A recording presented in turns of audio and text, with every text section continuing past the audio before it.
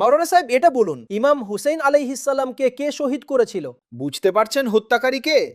তারাই যারা আজ কালো কাপড় পরে বলে যে অন্ধকার বজায় থাকুক, এরাই হত্যাকারী। আর আজ এই অবস্থা যে এরা উল্টো আহলে সুন্নাতকে বলে তোমরা নাসিবি, তোমরা খারিজি। আরে খারিজি নাসিবি তো তোমরাই। তোমরাই যারা চিঠি দিয়ে ডেকেছিলে, তোমরাই যারা ইমাম হুসাইন এবং আহলে বাইতকে হত্যা করেছো। আর এটা তোমাদের বইগুলোই বলছে। এই মাওলানা সাহেব তো বলছেন যে শিয়ারাই নিজেরা শহীদ করেছে।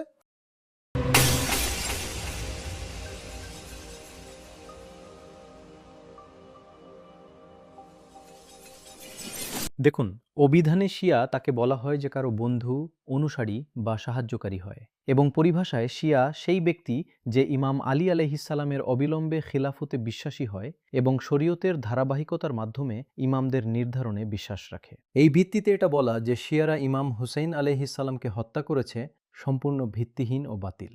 আপনি নিজেই চিন্তা করুন, হত্যাকারী বা শত্রুর লাইনে দাঁড়ানো মানুষকে কি শিয়া বলা যেতে পারে? আসলে এই ভুল ধারণা যে ইমাম হুসাইন আলাইহিসসালামকে শিয়ারা হত্যা করেছে, এই ভুল যুক্তির ভিত্তিতে দাঁড়িয়ে আছে যে কুফাবাসীরা শিয়া ছিল।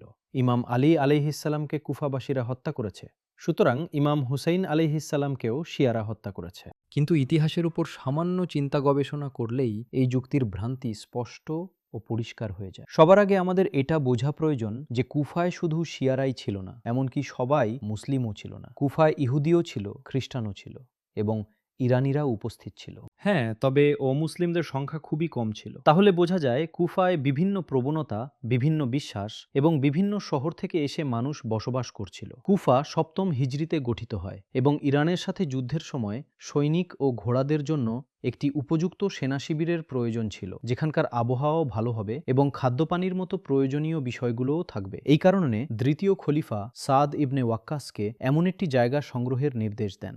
এর জন্য কুফার ভূমি নির্বাচিত হয় এবং পরে ধীরে ধীরে কুফা সেনা শিবির থেকে শহরে রূপান্তরিত হতে থাকে।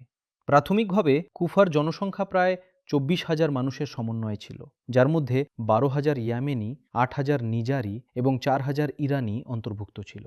হজরত আলী আলাইহিসসালামের খিলাফতের যুগে এই কুফার জনসংখ্যা প্রায় ১,০০,০০০-এ পৌঁছে যায়। এই ভিত্তিতে কুফায় শুধু শিয়ারাই নয়, বরং অন্যান্য বিশ্বাস ও মতাদর্শের মানুষও উপস্থিত ছিল। যেমন নম্বর ১, শিয়ানে উসমান। কুফায় যথেষ্ট সংখ্যক এমন মানুষ ছিল যারা উসমানী মতাদর্শের ছিল।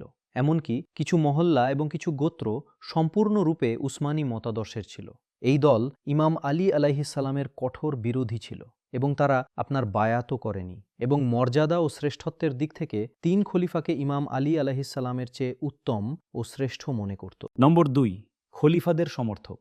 কুফার অধিকাংশ মানুষ প্রথম ৩ খলিফার সমর্থক এবং তাদের অনুরাগী ছিল, এবং ইমাম আলী আলাইহিসসালামের অনুরাগী খুবই কম ছিল। এর একটি প্রমাণ এই যে যখন হজরত আলী আলাইহিসসালাম কুফায় খিলাফত গ্রহণ করেন এবং তারাবিহ নামাজ বন্ধ করতে চাইলেন, তখন মানুষ ওয়াহ সুন্নাতা উমারা স্লোগান দিয়ে শোরগোল করতে লাগল। একবার চিন্তা করুন, যদি কুফা ইমাম আলী আলাইহিসসালামের শিয়াদের ঘাঁটি হতো, তাহলে কি তারা ইমামের বিরোধিতা করত?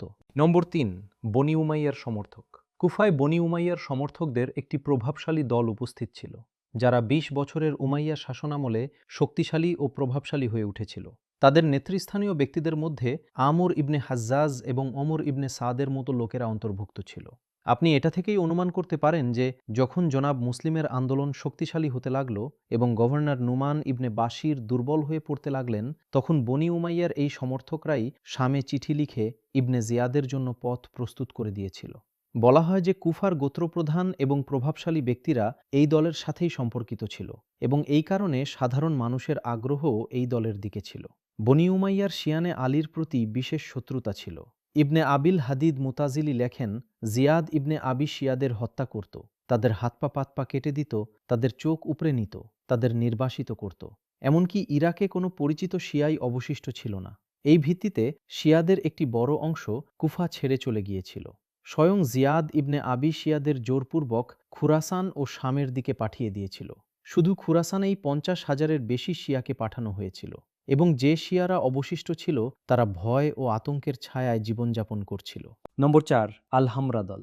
তাবারির মতে আল-হামরা ছিল কুফার ২০,০০০ সশস্ত্র মানুষের একটি দল, যাদের বংশপরিচয় গোলাম ও মুক্তদাসদের সাথে মিলিত ছিল।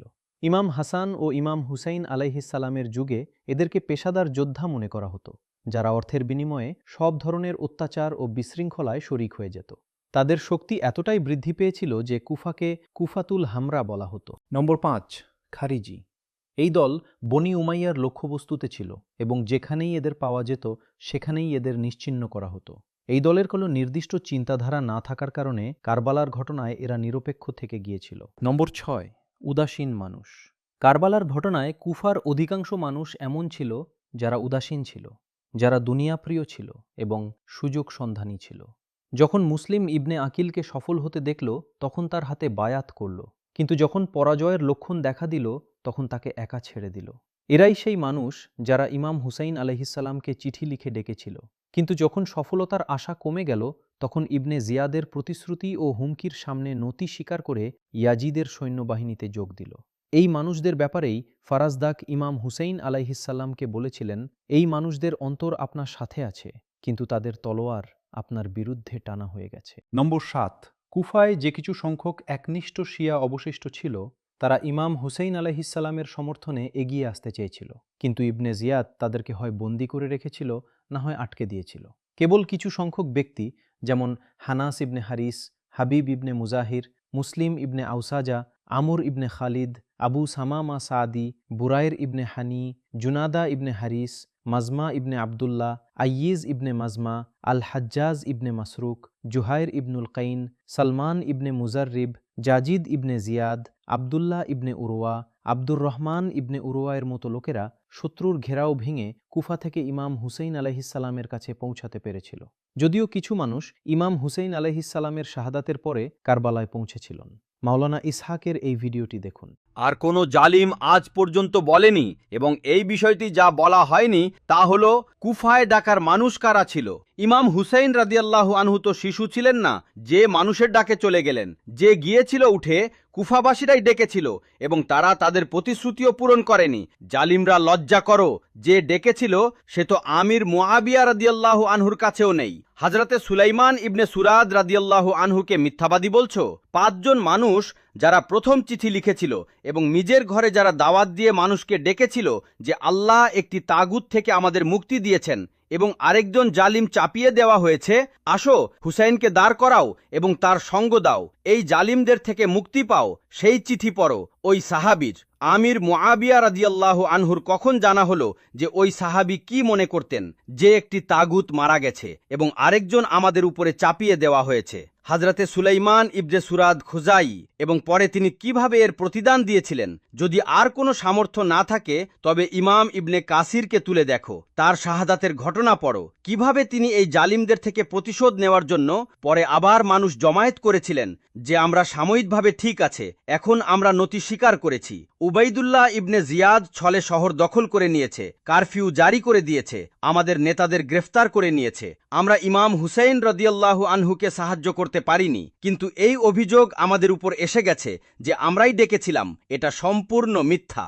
মাওলানা সাহেব, তাহলে কিছু মানুষ এমন কেন বলে? কিছু মানুষ বনি উমাইয়ার পাপ ও অপরাধ ঢাকার জন্য এই ধরনের প্রোপাগান্ডা চালায়, কিন্তু তারা জানে না যে তারা ঐতিহাসিক সত্যকে ঢাকতে পারবে না। রাসূলের সন্তান ইমাম হুসাইন আলাইহিসসালামের হত্যার নির্দেশ অভিশপ্ত ইয়াজিদ ইবনে জিয়াদকে দিয়েছিল এবং ইবনে জিয়াদ হাজার হাজার সৈন্যের বাহিনী পাঠিয়ে ইমামকে ঘেরাও করে এবং তাকে 3 দিন ক্ষুধার্ত ও তৃষ্ণার্ত রেখে শহীদ করে। ইতিহাস এমন প্রমাণে ভরপুর, কিছু নমুনা দেখুন। প্রসিদ্ধ ইতিহাসবিদ সুয়ুতি এই বিষয়ে লেখেন, ইয়াজিদ ইরাকের গভর্নর উবাইদুল্লাহ ইবনে জিয়াদকে চিঠি লিখে হুসাইনের সাথে যুদ্ধের নির্দেশ দিয়েছিল। জাহাবি লেখেন যে যখন ইমাম হুসাইন কুফার দিকে যাত্রা করলেন তখন ইয়াজিদ উবাইদুল্লাহ ইবনে জিয়াদকে চিঠি লিখে বলল, হুসাইন কুফায় আসছে এবং এই পরীক্ষায় তোমার শাসনকে যাচাই করা হচ্ছে। এখন হয় নিজেকে স্বাধীন প্রমাণ করো, না হয় গোলাম। সুতরাং ইবনে জিয়াদ ইমাম হুসাইন আলাইহিসসালামকে শহীদ করে তার মাথা ইয়াজিদের কাছে পাঠিয়ে দিল। একটি চিঠিতে উবাইদুল্লাহ ইবনে জিয়াদ ইমাম হুসাইন আলাইহিসসালামের উদ্দেশ্যে লিখেছিল, আমার কাছে তোমার কারবালায় অবস্থানের খবর পৌঁছেছে। আমিরুল মুমিনিন ইয়াজিদ আমাকে লিখেছেন যে যতদিন না তুমি হুসাইনকে আল্লাহর কাছে পাঠাও বা তুমি ইয়াজিদ ও আমার নির্দেশ মেনে নাও, ততদিন আমি নরম বিছানায় ঘুমাবো না এবং পেট ভরে খাবার খাবো না। ইয়াকুবির মতে ইয়াজিদ ওয়ালিদের নামে যে চিঠি লিখেছিল তাতে লেখা আছে, যদি আমার চিঠি তোমার কাছে পৌঁছায় তবে হুসাইন ইবনে আলী এবং আবদুল্লাহ ইবনে জুবাইরের কাছ থেকে বায়াতের দাবি করো এবং যদি তারা অস্বীকার করে তবে তাদের মাথা দেহ থেকে আলাদা করে আমার কাছে পাঠাও এবং মানুষের কাছ থেকে বাইয়াত নাও এবং যদি কেউ বাইয়াত করতে অস্বীকার করে তবে তার সাথে তাই করো যা হুসাইন ইবনে আলী এবং আবদুল্লাহ ইবনে জুবাইরের সাথে করা হয়েছে। ইবনে কাসির, ইমাম জাহাবি এবং অন্যান্য আলেমগণ লেখেন, যখন ইবনে জিয়াদ ইমাম হুসাইন আলাইহিসসালামকে শহীদ করল এবং তার মাথা ইয়াজিদের কাছে পাঠালো, তখন প্রথমে ইয়াজিদ খুশি হয়েছিল, কিন্তু পরে সে অনুতপ্ত হল এবং বলতে লাগল, আমার কি লাভ হলো যদি আমি হুসাইনকে মুক্ত ছেড়ে দিতাম। এই হত্যা আমাকে মুসলিমদের দৃষ্টিতে অপ্রিয় ও ঘৃণিত চেহারায় পরিণত করেছে। তো এই আহলে সুন্নাত ঐতিহাসিকদের বর্ণনা থেকে স্পষ্ট হয়ে যায় যে ইবনে জিয়াদ, ওমর ইবনে সাদ এবং ওয়ালিদকে ইমাম হুসাইনের হত্যার নির্দেশ অভিশপ্ত ইয়াজিদ দিয়েছিল এবং তারই নির্দেশের ভিত্তিতে ইমাম হুসাইনকে শহীদ করা হয়েছিল। যে মানুষেরা ইমাম হুসাইন আলাইহিসসালামকে চিঠি লিখেছিল এবং জনাব মুসলিমের হাতে বাইয়াত করেছিল তারা তো শিয়াই হবে, যেহেতু স্বয়ং ইমাম বলেছেন যে আমাদের শিয়ারা আমাদের ছেড়ে দিয়েছে। যে মানুষেরা ইমাম হুসাইন আলাইহিসসালামকে চিঠি লিখে কুফায় আসার দাওয়াত দিয়েছিল বা জনাব মুসলিমের হাতে বায়াত করেছিল তারা সবাই শিয়া ছিল না, এবং ইমাম হুসাইনকে শিয়া হওয়ার ভিত্তিতে চিঠি লেখা হয়নি। কারণ চিঠি লেখকদের মধ্যে শাবাশ ইবনে রিবই, হাজ্জার ইবনে আবজার, ইয়াজিদ ইবনে রুয়াইম, উরওয়া ইবনে কাইস, আমর ইবনে ইবনে হাজ্জাজ জুবাইদি, মোহাম্মদ ইবনে আমর তাইমি প্রভৃতি ব্যক্তিরাও অন্তর্ভুক্ত ছিল, এবং কেউ লেখেনি যে এই মানুষেরা শিয়া ছিল। বরং বাস্তবতা হলো চিঠি লেখক হোক এই মানুষেরা কুফার বিভিন্ন শ্রেণী থেকে ছিল, যাদের কথা আমরা আগে উল্লেখ করেছি, এবং এমন অনেক মানুষও ছিল যারা নতুন খলিফার বিচ্যুতি ও ভোগবিলাস সম্পর্কে অবগত ছিল এবং ইমাম হুসাইনকে ইয়াজিদ চেয়ে উত্তম খলিফা মনে করত, এবং এই ভিত্তিতেই ইমাম হুসাইন আলাইহিসসালাম বলেছিলেন, খাযালানা শিয়াতুনা, আমাদের সমর্থকরা আমাদের ছেড়ে দিয়েছে। অর্থাৎ যারা আমাদের কুফায় আসার দাওয়াত দিয়েছিল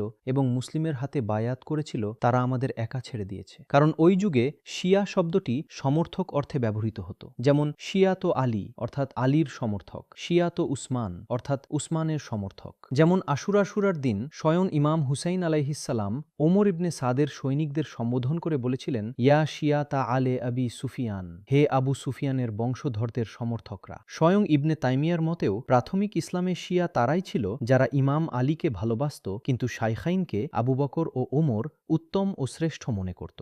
এবং জনাব মুসলিমের শাহাদাতের সংবাদ আনয়নকারীদের কথা থেকেও এই বিষয়টি ভালোভাবে বোঝা যায়, যখন তারা ইমাম হুসাইনকে বলেছিল, হে হুসাইন, আপনি এখান থেকে ফিরে যান, কারণ কুফায় আপনার কোনো শিয়া ও সমর্থক অবশিষ্ট নেই। তো এই সমস্ত যুক্তির ভিত্তিতে এটা স্পষ্ট হয়ে যায় যে ইমাম হুসাইনকে ইয়াজিদের নির্দেশে হত্যা করা হয়েছিল, এবং যারা শিয়ানে আলী ছিল তাদেরকে ভয় ভীতি দেখিয়ে চারদিক থেকে ঘিরে রেখে ইমামের সাহায্যে যাওয়া থেকে বিরত রাখা হয়েছিল।